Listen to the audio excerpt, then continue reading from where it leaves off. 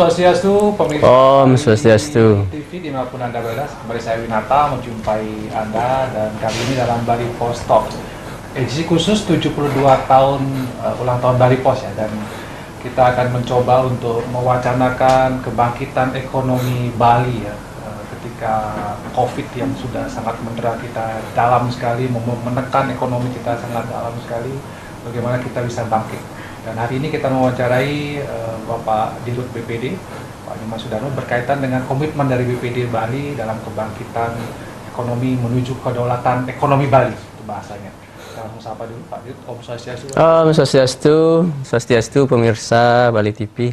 Gimana kabarnya? Baik Pak, sehat Pak. Tetap semangat. Salam tangguh. Salam tangguh.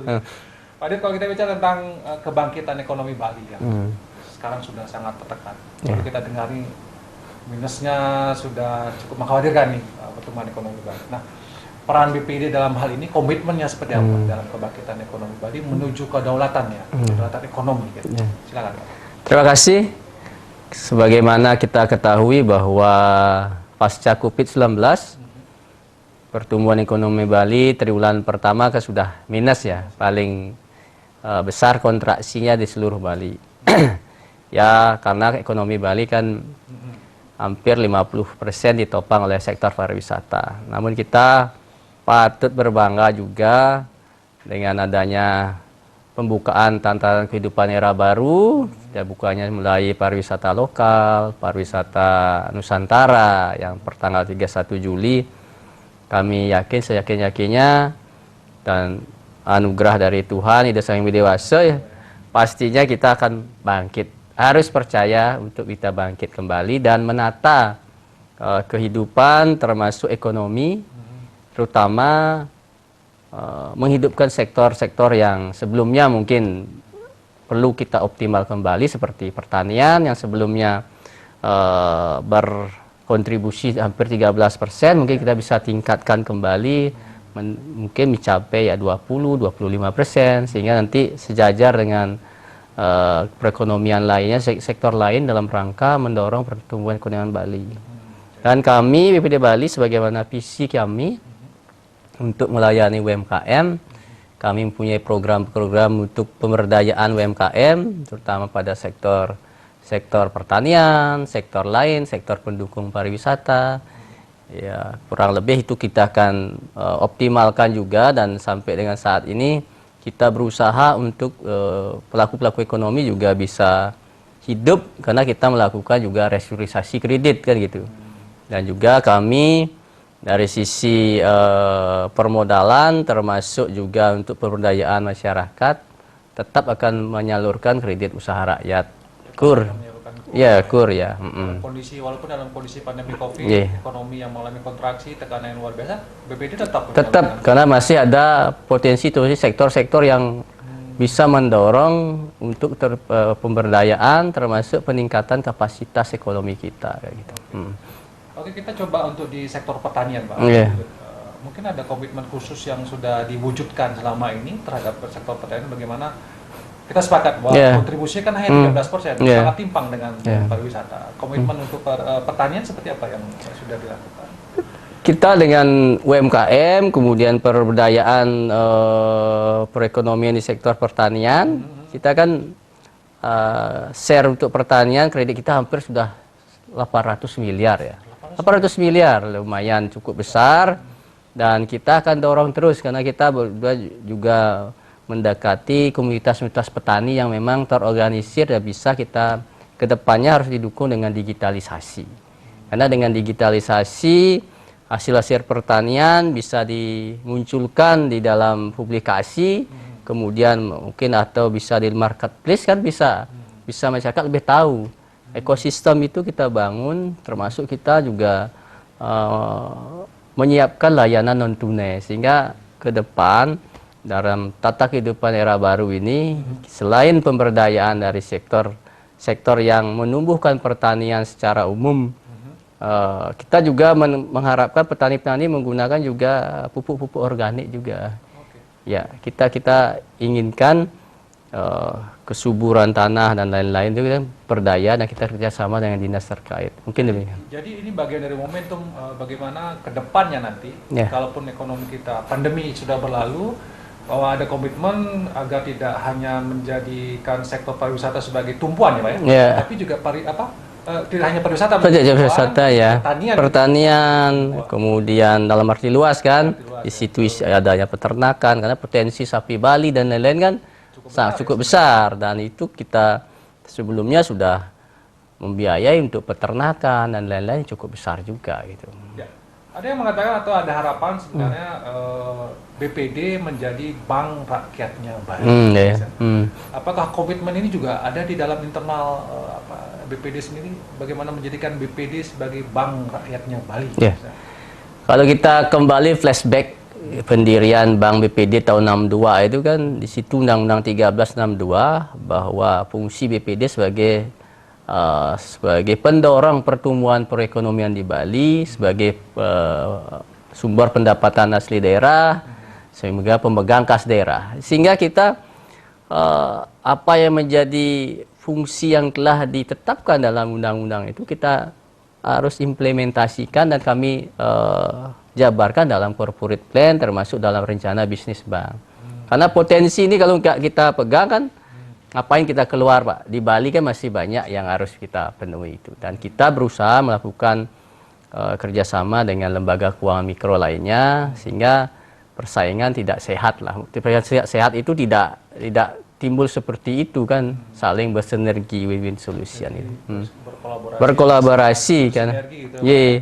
untuk bagaimana mewujudkan tadi soal kedaulatan ekonomi Bali. Yeah. Itu juga menjadi konsen daripada kita. BPD Yeah. Bali. Oke Pak, kita sedikit ya tentang bagaimana Pemprov Bali ini. Ada namun sakti loko Bali menuju Bali era baru. Yeah. Dan salah satunya kita tekankan pada persoalan kedaulatan ekonomi Pak. Yeah. Dan BPD saya kira juga mengambil peran ya Pak ya, Yeah. cukup besar dalam konteks mewujudkan. Kalau kita lihat dari beberapa peraturan gubernur yang keluar, penggunaan busana adat, pemanfaatan hasil pertanian, itu kita udah di dalam udah punya skim-skimnya untuk membantu itu. Iya, skim khusus itu. Iya, yang mewujudkan ya. Ya, sudah ada kita itu. Misalnya kalau pakaian adat Bali, ya. wujudnya memberikan bantuan kur kepada UMKM, pengrajin kan gitu. Ya, kemudian untuk pertanian juga. Apalagi sebelum ada Covid ini kan sebenarnya bahwa kur itu diharapkan ke sektor produktif itu kurang lebih 60% produktif. Ya, intinya di situ adalah non perdagangan. Sehingga inilah pertanian, perikanan, peternakan, kerajinan, ekonomi kreatif, kuliner. Kan itu menjadi sektor-sektor yang memang 60% harus wajib dipenuhi oleh bank penyalur kur gitu. Oke, penyalur kur. Dan untuk pertanian ini kita ada produk ini katakan ya, dan ini juga menjadi perhatian dari BPD Bali. Perhatian. Ada beras petani Bali yang ini hasil dari petani Bali, bukan dari petani luar gitu ya. Dihasilkan di tanah Bali. Ini juga ada komitmen seperti apa yang sudah dijalankan selama ini untuk beras-beras seperti ini? Dari sisi internal, tenaga analisis kita udah kita bekali pelatihan sekarang capacity building pertanian padi, Pak. Padi ya? Iya, kita kerjasama dengan komunitas petani yang mengajari kalau padi, cara bertani organiknya seperti apa, menghasilkan seperti apa, 1 hektar berapa, kita bekali, Pak. Ada analisis. Iya, sudah mulai ini tahap ketiga rasanya untuk pelatihan itu. Kemudian di luar ini kan ada sayur-sayuran. Kemudian dan kita dengan adanya surat edaran gubernur mengenai pasar rakyat gotong royong, ya kita juga ada di sana, dan kita juga di kantor kita akan ada. Walaupun mungkin dalam hal ini tetap kita memperhatikan juga protokol kesehatan dan sistem transaksinya kita harapkan dengan non tunai, dan kita sudah siapkan model transaksi dengan QRIS. Itu bank daerah yang sudah di Bali. Iya, Bali ya.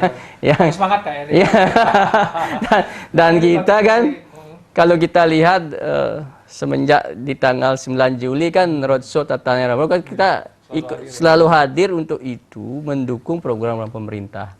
Di mana membangkitkan yang namanya pariwisata juga, kemudian ekonomi juga, UMKM juga, sehingga kita sangat concern kepada apa yang menjadi produk lokal kita. Dan juga arahan Pak Jokowi kan, arahan kan Pak Jokowi, gunakanlah produk lokal itu.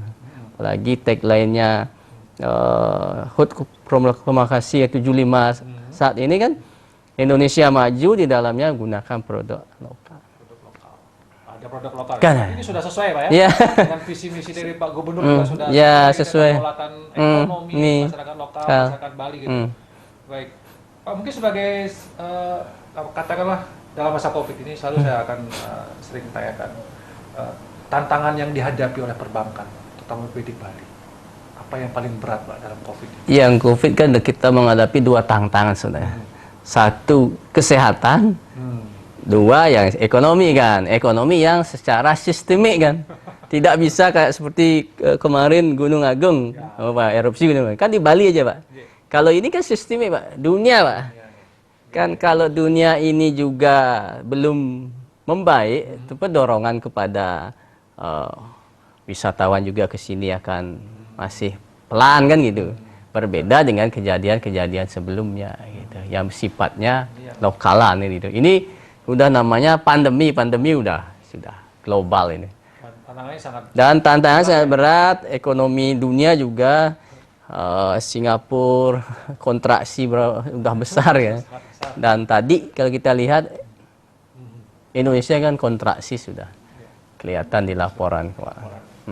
Tapi tetap optimis ya Pak? Tetap optimis karena kita yakin bahwa Tuhan tidak selalu akan memberikan masalah, ya masalah ya. Karena di tengah pandemi pasti ada sesuatu hal baru yang mungkin kita harus dulu tinggalkan kembali. Ya kembali ke masalah kesehatan. Mungkin sebelumnya kita tidak rajin cuci tangan. Ini kan kembali kita diajari kalau seperti dulu Pak. Mungkin sebenarnya. Sebagai closing statement mungkin Pak Dirut mau pertegas lagi apa yang Pak Dirut sampaikan kepada pemerintah, kemudian juga masyarakat, nasabah, ya kan, kondisi seperti ini apa yang mesti dilakukan dan dukungan apa yang bisa diberikan oleh BPD. Marilah kita bergotong royong, saling membantu dengan masyarakat sebelah, tetangga kita, dan yang paling penting utamakan dulu penggunaan produk lokal, sehingga ekonomi itu perputaran uang ada di lokalan, sehingga saling membantu ya. Konsep gotong royong pada payu bisa terwujud kan kita. Ya, pada payu. Luar biasa ya, sederhana sebenarnya. Gotong royong, pada payu. Itu juga akan menggerakkan sektor perekonomian dari dalam dan bank. Saya kira perbankan cukup kuat komitmennya bagaimana mewujudkan juga kedaulatan ekonomi Bali. Karena namun seperti lokal Bali menuju Bali era baru itu kan menekankan pada kedaulatan pangan. BPD Bali dalam konteks ini menjadi salah satu komponen utama. Dan ada beras-beras yang sudah dihasilkan oleh petani-petani itu juga komitmen daripada perbankan juga untuk ikut membelinya supaya menghidupkan. Termasuk UMKM hidup Pak. Hand sanitizer dari UMKM kita beli hidup semua. Menjadi kan dulu barang langka, sekarang menjadi souvenir ya gitu, yang dihasilkan oleh UMKM. Di tengah pandemi ada hikmah, ada industri kreatif yang kreatif ya. Kan di situ kalau di tengah situasi harus inovatif dan kreatif kuncinya itu. Terima kasih Pak. Terima kasih. Luar biasa, dan terima kasih pemirsa Bali TV dalam Bali Post Talk edisi khusus 72 tahun Bali Post ya, ulang tahun Bali Post nanti tanggal 16 Agustus. Kita ada roadshow bagaimana mau bangkitkan kembali komitmen optimisme untuk bangkitnya ekonomi Bali dalam pandemi Covid ini. Tutup dengan Parama Santi. Om Santi Santi Santi Om.